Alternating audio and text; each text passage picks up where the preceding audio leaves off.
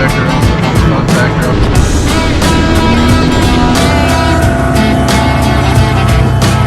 No factory OEM belt.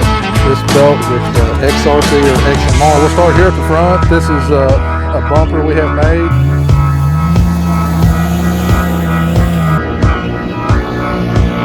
Style hose, the part number we give you. We'll get this done. Hi guys, this is Adam again with Adrenaline Cycles coming at you with the video today on the 2022 rear knuckle assembly on the Can-Am X3s. Before we jump too much into talking about this part, let me get you guys to hit that like and subscribe down below. That way you stay up to date with all the cool stuff we got coming out, and also any updates that we see on the models as we catch them. We'll be sure to pass them along to you guys. The knuckle is something BRP has talked about and is out there, and people have been asking questions. Will this knuckle fit on a 2021, 2020 model, the older models? And BRP says no. So we're going to check today to see if that is true. With what we're looking at here, I think it'll go, and I don't think there'll be an issue on the factory trailing arm. Some of the aftermarket ones, it'll probably clear no problem, but we're checking factory ones today. And basically what we'll talk about to start with is the two differences. So Josh, if you'll come in here, we'll look at the 2021 hub in comparison to the 2022 hub. On 2021, you'll see there's no double shear point, so there's not another point back here to catch that backside of that bolt. So all the leverage is on the bolt on one single point here. So it could bend this way, bend that way, or even shear the bolt off, because all that leverage is basically on the bolt and not on any support from the backside, because there's nothing here. Race teams have been solving this problem. They're buying high-end billet hubs from ZRP for like $1,000 for a set and things like that. So it gets really expensive. Some aftermarket companies make a kit that you can put on here that tries to make it a true double shear, but it's still not, because it's not actually a part of this. It is just a bolt-on piece that helps hold the back of the bolt.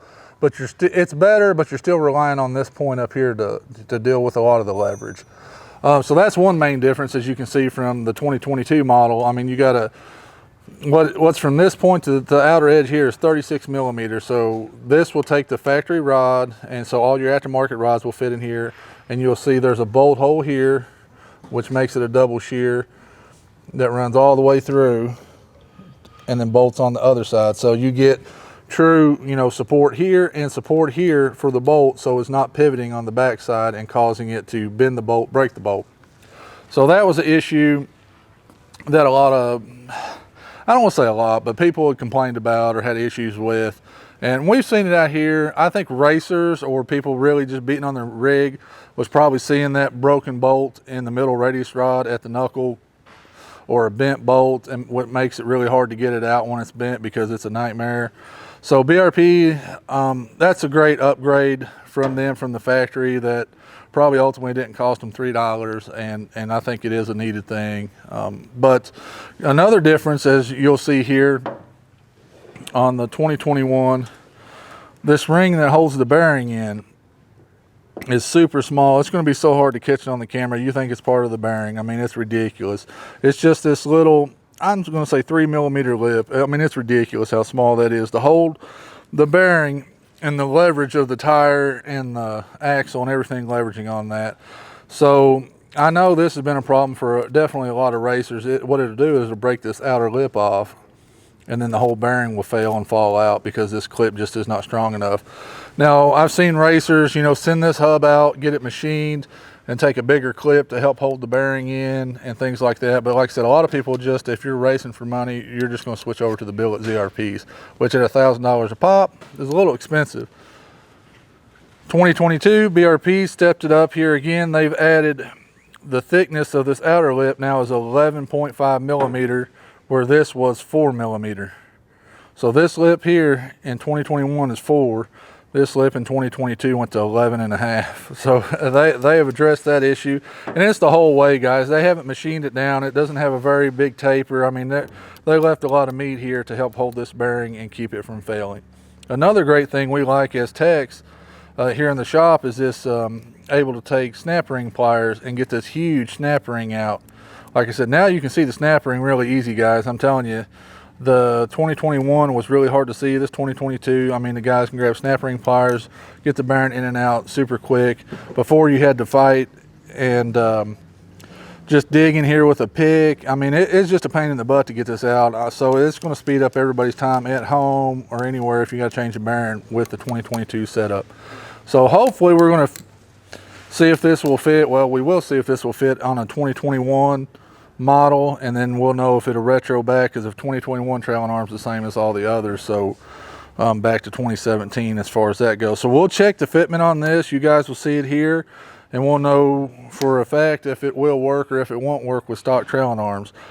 Now, as you can see here, guys, BRP is still using the same unit joints here, and you can see how much they've cut away of this to reuse the, you know, the previous part number, and just how much more thicker this has gotten and how much more girth it's gained around the bearing assembly here. And you know, and ultimately the bearing holds the hub, which holds, you know, the tire and everything else on. So they've left a lot of meat here over the previous model. I mean, you can see the taper down from here. Like I said, this is like 4.5 millimeter lip, and this one's twice that big. And I mean, it's just a lot bigger part, a lot more substantial to hold the bigger tires everybody's want to run and all that stuff, especially the speeds these things can carry now.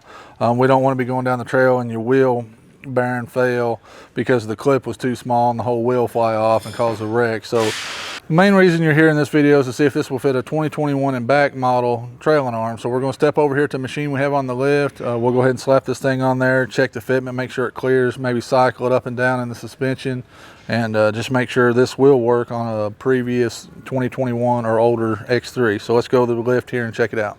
All right, guys, we're over here at the buggy. This is 2021 Maverick X3 XRS Smart Shock. This is actually the owner's buggy. So we'll stick it on here and see what we got. And this is the factory trailing arm. So we'll see what we're working with. Bottom goes in just like it should. Top. And as you can see here, guys, it's really, really tight, really snug.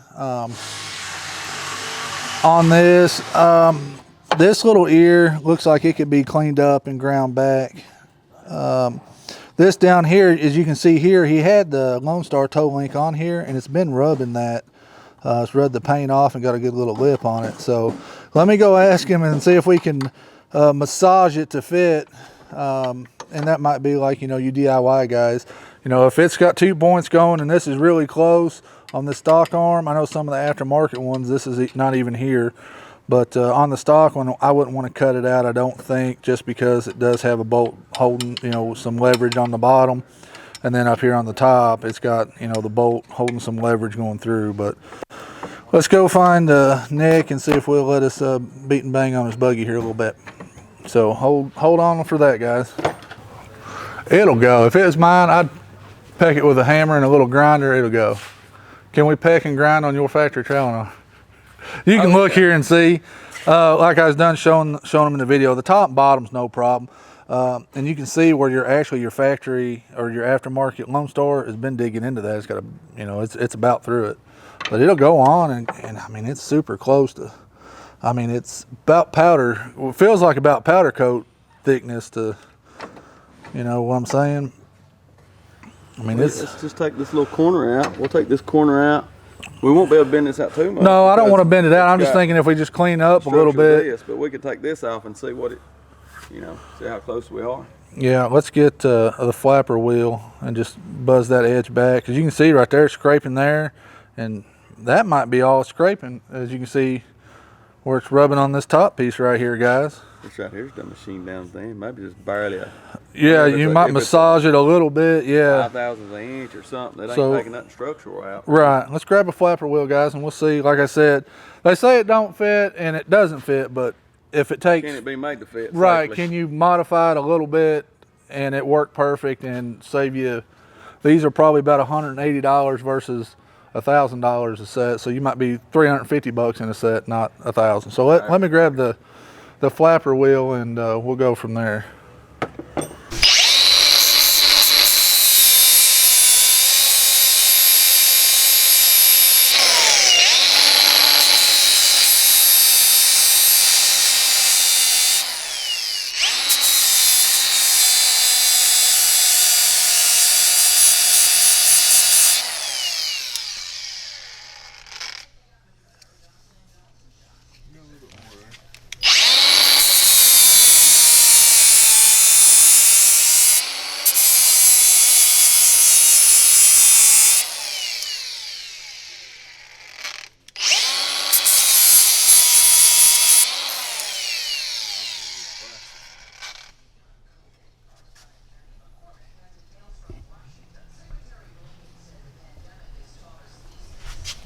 Match up these rough spots here, Ryan, where that other piece was.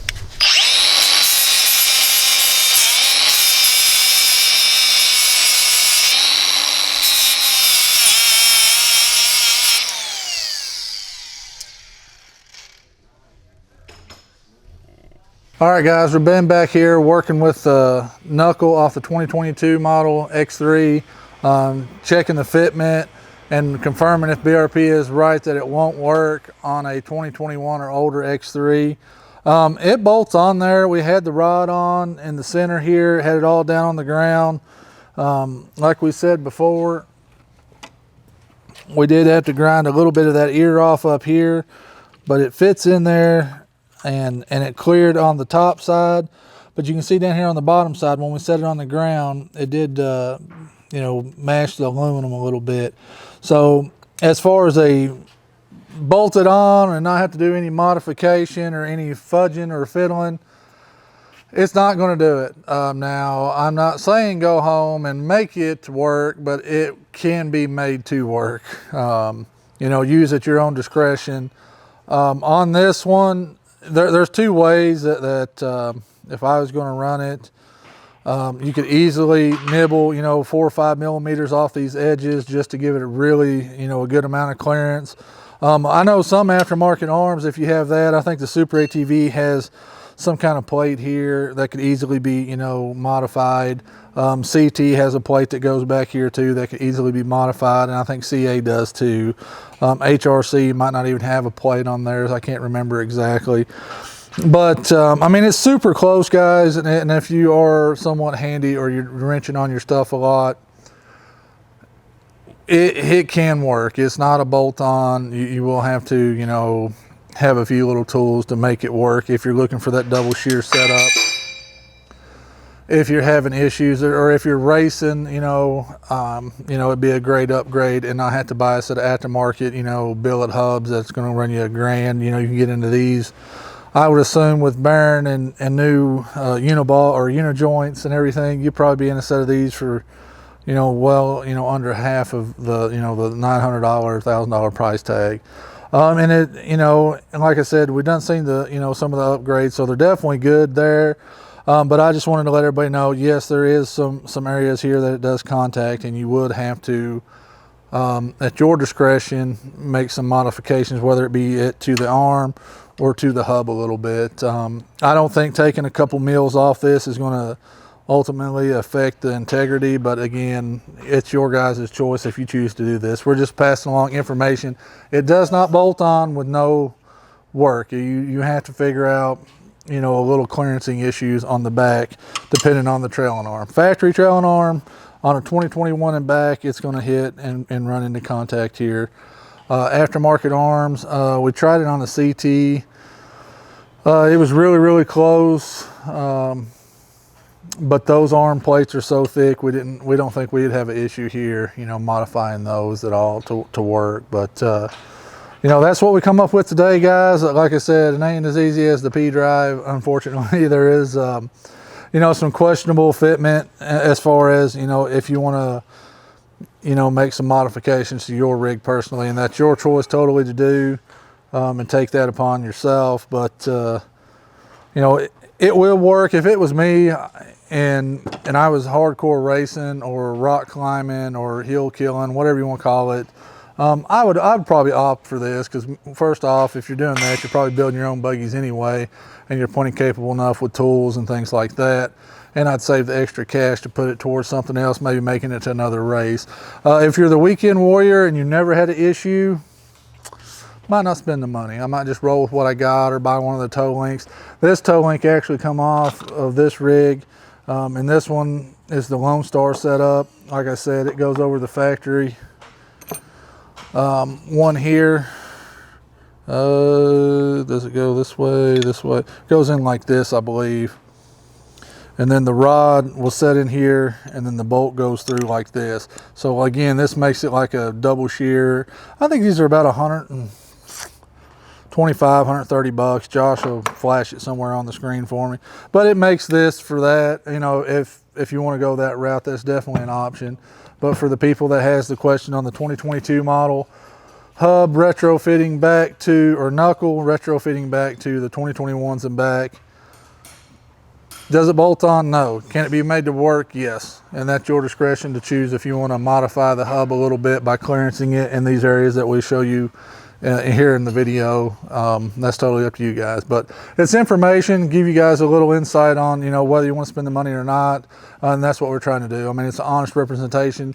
You know, I could come in here and I could have ground everything off, made it look like it plug on there, but that's not what we're about, guys. We want to let you know if you get it home and you do it, expect to have a little bit of, you know, fitment, you know, clearancing issues. But like I said, it's not like we're cutting 2 inches off anything. I mean, it's going to be very minute. So if that's something you're comfortable with and you want to do at your discretion, you might do that.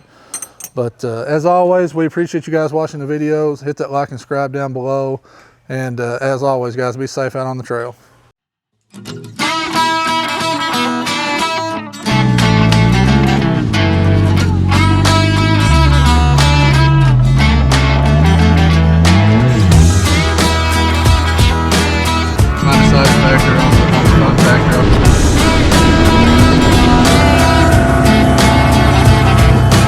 No factory OEM belt.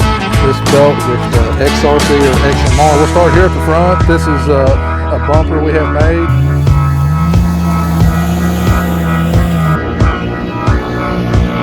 Style hose, the part number we give you. We'll get this done.